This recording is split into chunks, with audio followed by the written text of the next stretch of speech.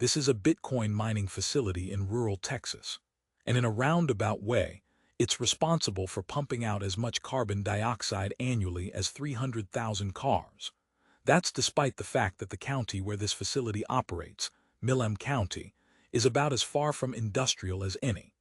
The county voted 3-1 for Trump in the 2024 election and is home to a largely rural population with most residents living on farms or in small towns. It's also in Texas, whose majority red voter base has historically supported deregulation of energy markets and minimal environmental oversight.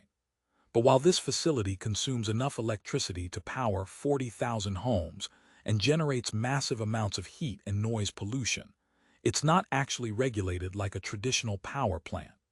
It's classified as a data center. The facility is operated by a fast-growing publicly traded company called Riot Platforms. The county then collects minimal property taxes, while the facility draws massive amounts of power from the state's already strained electrical grid. And that power consumption is apparently profitable. Through sophisticated computer systems, they're able to solve complex mathematical puzzles that validate Bitcoin transactions, and in return receive newly minted Bitcoin as a reward. Internal documents show the facility operates around the clock, consuming roughly 450 megawatts of electricity, enough to power a small city. And Riot reports these operations have been instrumental in generating hundreds of millions in revenue, like mining 1,250 Bitcoin in a single quarter worth approximately $50 million, or receiving $31 million in credits for shutting down during peak demand, or expanding their hash rate capacity by 75% in a single year. What makes this facility more problematic than most is the fact that Texas's deregulated energy market allows it to operate with minimal oversight, meaning the facility can consume enormous amounts of electricity during peak demand periods when the grid is already stressed. That's why environmental groups from around the country want to shut it down. There's every chance that the facility's energy consumption contributed to grid instability during the state's extreme weather events. So activists opted to pressure state legislators to impose stricter regulations. Basically, through organized campaigns and public demonstrations, environmental groups could now challenge the facility's operations, and similar facilities could face the same scrutiny. But that's how the problem spread. In 2024 alone, internal energy reports indicate that cryptocurrency mining facilities in Texas consumed enough electricity to power 2.3 million homes. A subset of these facilities do actively and openly contribute to grid instability, which explains reports like these explicit acknowledgement that ERCOT, Texas's grid operator, is struggling to meet demand during peak hours. There's even indication that mining facilities might have been used to profit from energy market manipulation. In their July records, there are a number of instances in the days following extreme heat warnings, a statewide crisis that stressed the electrical grid, logged with massive payouts for curtailing operations. Legitimate energy trading does happen even with renewable energy credits, but the financial incentives logged by mining companies were not for environmental benefit, meaning this at the least demonstrates their potential to exploit energy markets in ways that harm consumers. That's especially true since there's really no standard as to how much mining facilities, or even individual operators, must disclose to justify why they're consuming massive amounts of electricity. There are thousands upon thousands of instances each month where Texas's grid operator has no idea what mining facilities are doing with their energy allocation, since those facilities log the reason for their consumption as something ambiguous like data processing, computational research, or simply high-performance computing. These facilities could be doing whatever with Texas's energy resources, and the state would have no idea, and whatever certainly has happened. There's plenty of precedent of nefarious use by individual actors within the cryptocurrency mining industry. A facility operator in Montana was caught illegally tapping into a power substation to avoid paying for electricity. A mining operation in upstate New York did the same by stealing power from a local utility. One in Malaysia did so by causing a massive fire from overloaded circuits. One in China did with an entire coal power plant built specifically for mining. The cases go on, and it's hardly surprising given so many of those caught don't even face serious legal action and are simply fined minimal amounts. And of course, these are only the cases that are caught. And given the spotty tracking of energy usage, there's certainly ample ability to fly under the radar. Now, eventually, local residents in Milam County got wind of the facility's environmental impact and put pressure on the county commissioners. The grid operator then attempted to impose restrictions on energy consumption during peak demand periods, meaning in theory, the facility should have reduced its carbon footprint given the state's growing concerns about grid stability. But still then, according to reporting in the Texas Tribune, data shows that multiple mining facilities continued operating at full capacity during critical shortage periods. In response, ERCOT implemented emergency protocols to prevent blackouts. But still then, industry representatives stated that the terms of their power purchase agreements meant they, quote, can't be forced to shut down even during emergencies. And there's precedent supporting the idea that the environmental damage is still not being addressed. 4 hours north in Oklahoma, a town terminated their agreement with a mining facility after it came out that the operation was using a coal-fired power plant against residents' wishes or knowledge as part of their energy mix. And in Milam County, even if the main facility successfully reduces its grid impact, that doesn't mean that cryptocurrency mining stops affecting the environment. This is the local industrial park, and here scattered throughout the complex are even more cryptocurrency mining operations. These facilities are operated and used by smaller independent miners. Unlike the major mining companies, independent operators don't publish their energy usage. They don't say what their carbon footprint is. They're consuming electricity at rates that would bankrupt typical businesses, and the public has absolutely no idea what environmental damage they're causing. It's just one of thousands of cryptocurrency mining operations around the country, not operated by public companies that must answer to shareholders, but by private individuals, meaning they could act as a backdoor for environmental destruction even in states with stricter regulations. Now, in recent polling, a majority of Americans have indicated concern about climate change.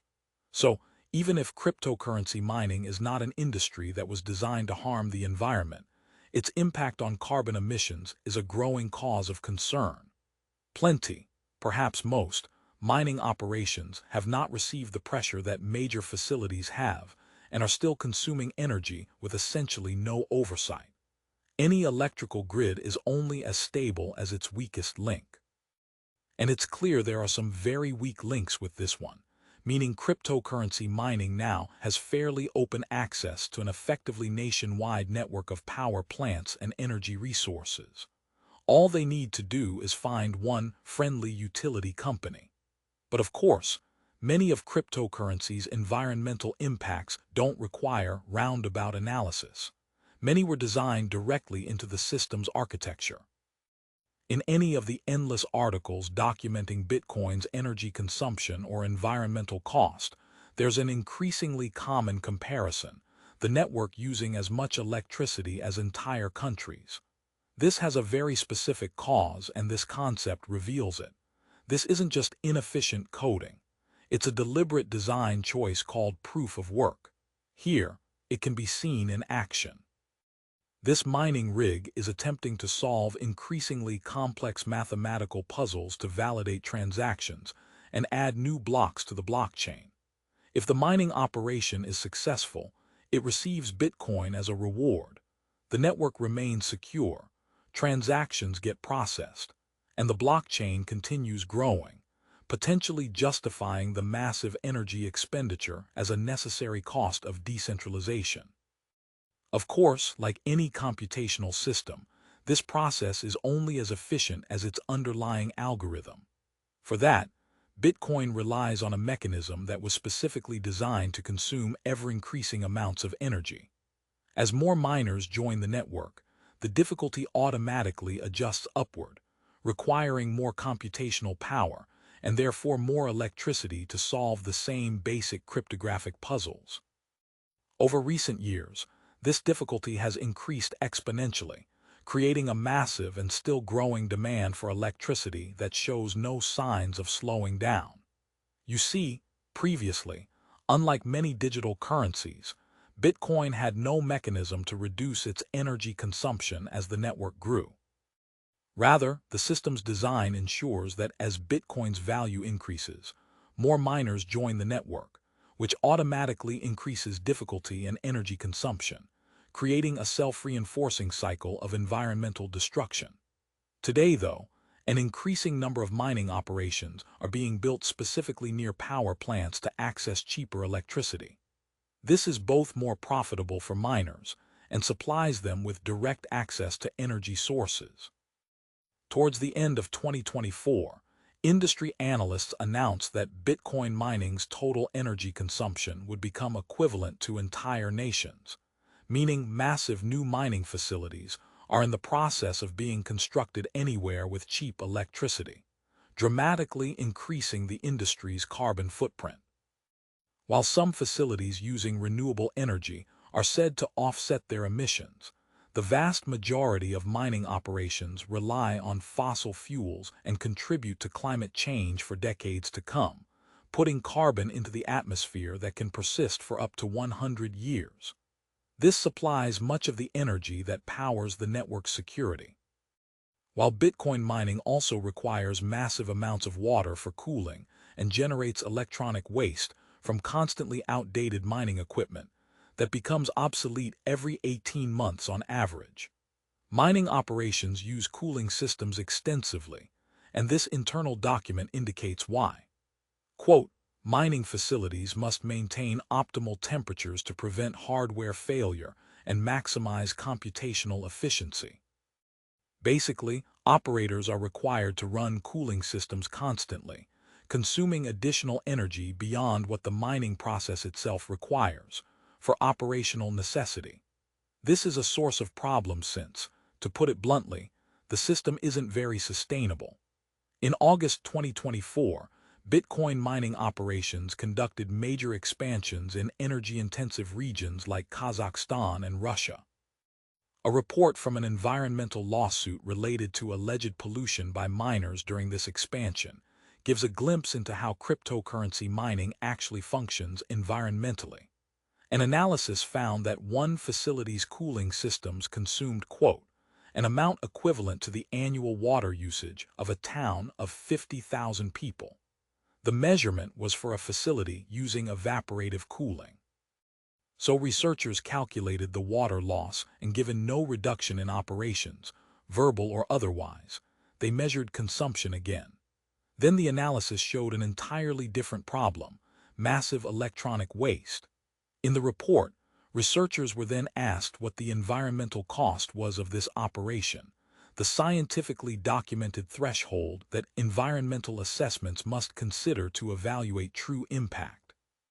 The researchers respond, quote, we estimate the facility generates 2,500 tons of electronic waste annually because 1.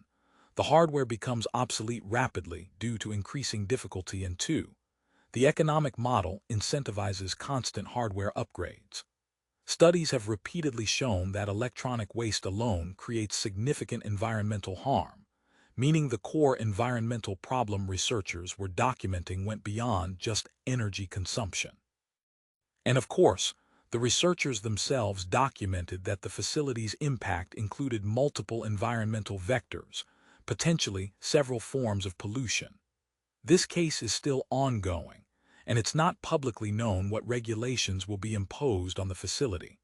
But what is known is that across the world, cryptocurrency mining operations are causing environmental damage on multiple fronts.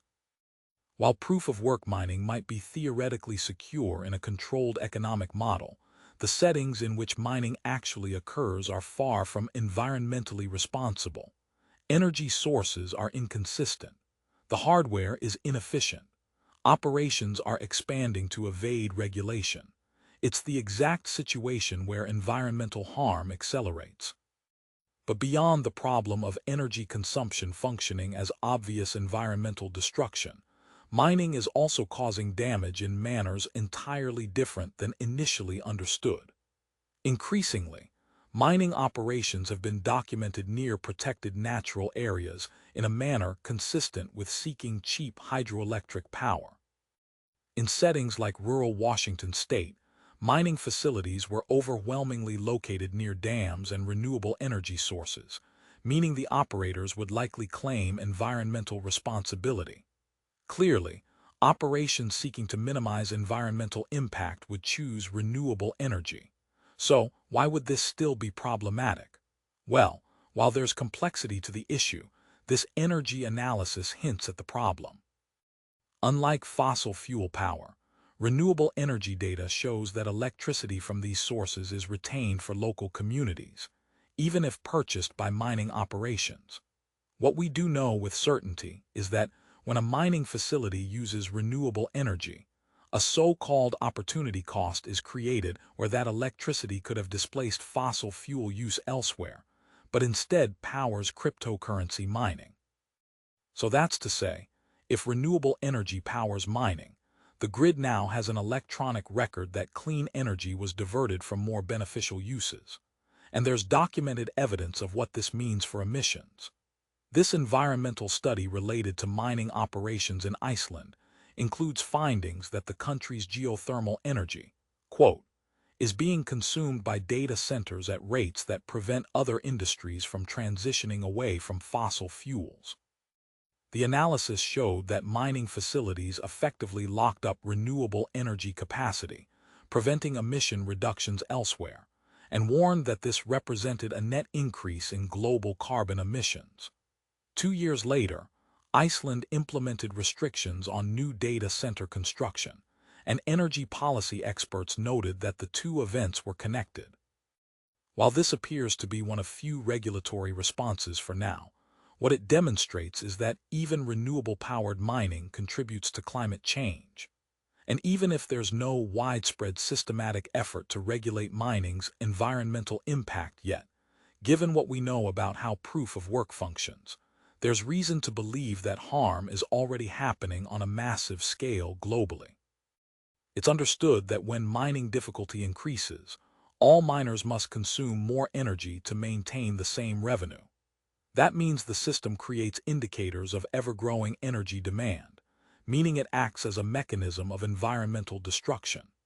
Exponential growth in energy consumption by cryptocurrency networks is well documented and widespread, and difficulty adjustments act as a forcing function, ensuring miners must constantly increase power usage.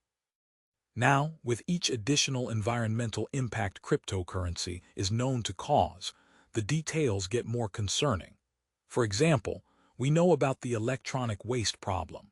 Mining hardware becomes obsolete rapidly as part of the industry's $500 billion global infrastructure, and this creates mountains of discarded electronics. Circuit boards are designed with planned obsolescence built in.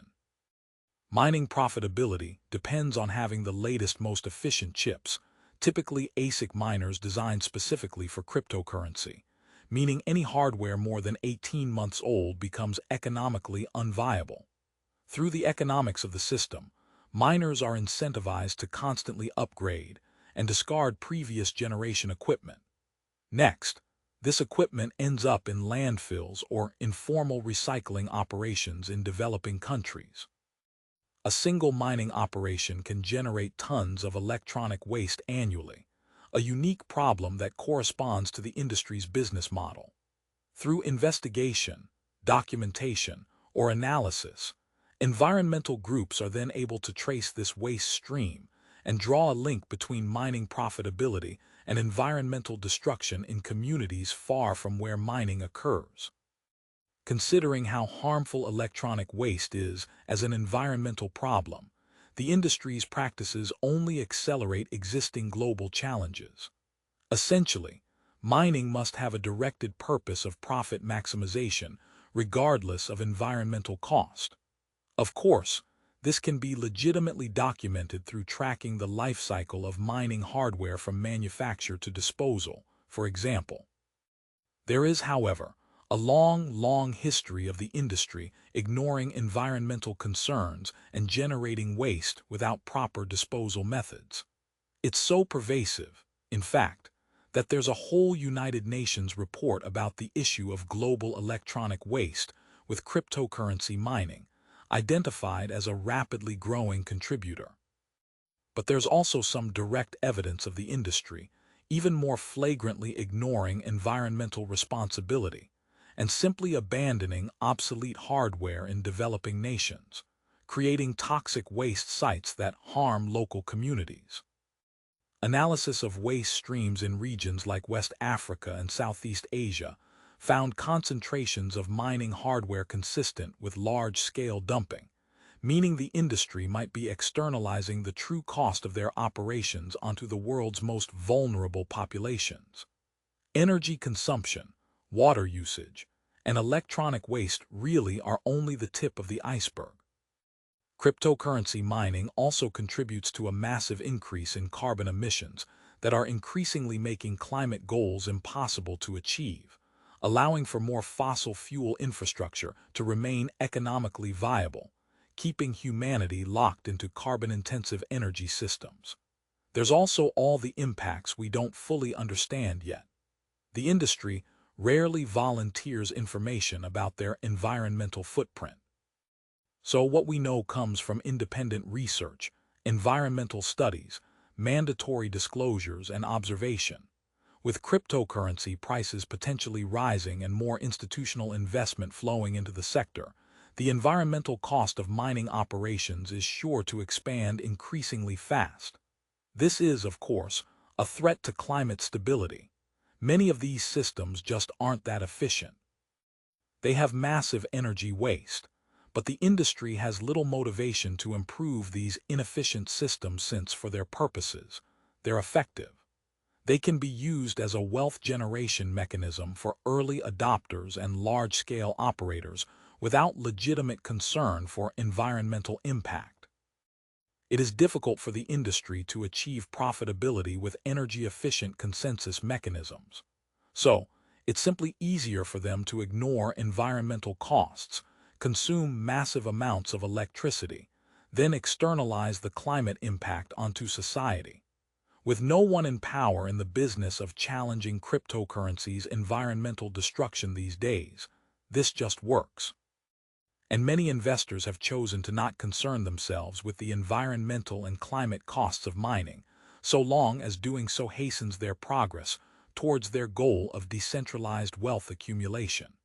For those people, however, the means towards cryptocurrency's ends should still be a source of concern.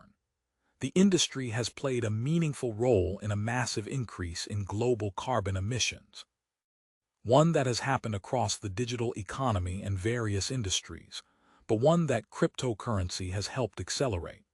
Traditionally, technological progress has moved toward greater energy efficiency. Analysis indicates that most digital technologies reduce their energy consumption per unit of output over time, and this generally creates a certain progress in sustainability alongside economic development.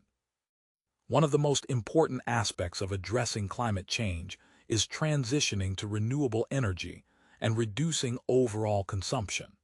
Cryptocurrency mining is challenging this by effectively consuming exponentially more energy regardless of source in pursuit of profit. Many might consider the financial innovation worthwhile, but there's ample overwhelming evidence that the industry ignores environmental costs when convenient, hides their true energy consumption from the public, and generally can't be trusted to self-regulate towards sustainability. At times, these energy-intensive methods make mining more profitable for operators, meaning some might justify them. But at other times, it normalizes a global economy where massive energy consumption for relatively minimal economic utility becomes acceptable simply because it generates wealth for a small number of participants. This environmental destruction is already causing harm, but the same externalization of costs that's currently impacting global climate can later manifest as extreme weather, food insecurity, and climate refugees affecting simply everyone. The planet is experiencing accelerating climate change, and too many aren't concerned because the worst impacts so far are primarily felt by those in developing nations they've been told don't matter. Many of these forms of environmental destruction are effectively built into cryptocurrencies' design, but not all. For example, alternative consensus mechanisms like proof of stake exist that use 99% less energy than proof of work. And some cryptocurrencies have already transitioned to these more sustainable models. While this is a significant improvement, it's just one of almost endless examples of how the technology could evolve to reduce environmental harm.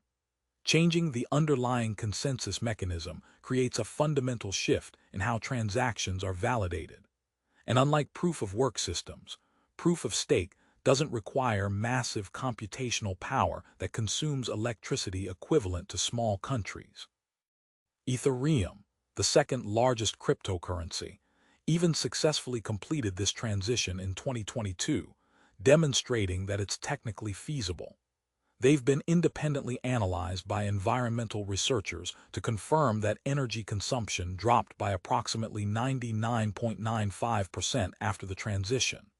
But beyond reducing energy consumption, proof of stake has plenty other advantages too. For example, it also eliminates the need for specialized mining hardware. If you're participating in a proof of stake network, you don't need warehouses full of ASIC miners that become obsolete every 18 months, allowing for a more accessible and environmentally responsible version of cryptocurrency. The same works for reducing electronic waste. If mining hardware isn't necessary, the massive waste stream from obsolete equipment largely disappears with just a change in protocol. It's also better for decentralization in theory. Proof-of-stake systems don't favor those with access to cheap electricity or industrial-scale operations, reducing the centralization pressure that has made Bitcoin mining dominated by a few large players. The benefits continue, but the point is that, in my opinion, transitioning away from proof-of-work is a crucial step for cryptocurrency's environmental sustainability. The technology exists to make these systems orders of magnitude more efficient. If the industry actually prioritized environmental responsibility, proof of stake or similar alternatives would become the standard rather than the exception. And it's worth advocating for this transition, since it's one of the few ways to address cryptocurrency's climate impact without abandoning the technology entirely, while still preserving the claimed benefits of decentralization and financial innovation. I'm glad you joined me for this episode of Northville Institute. If this video made you see that not all innovation is progress when the real costs are hidden somewhere else, then you've understood the bigger question behind cryptocurrency mining. Until next time, have a great week, and I'll see you in the next video.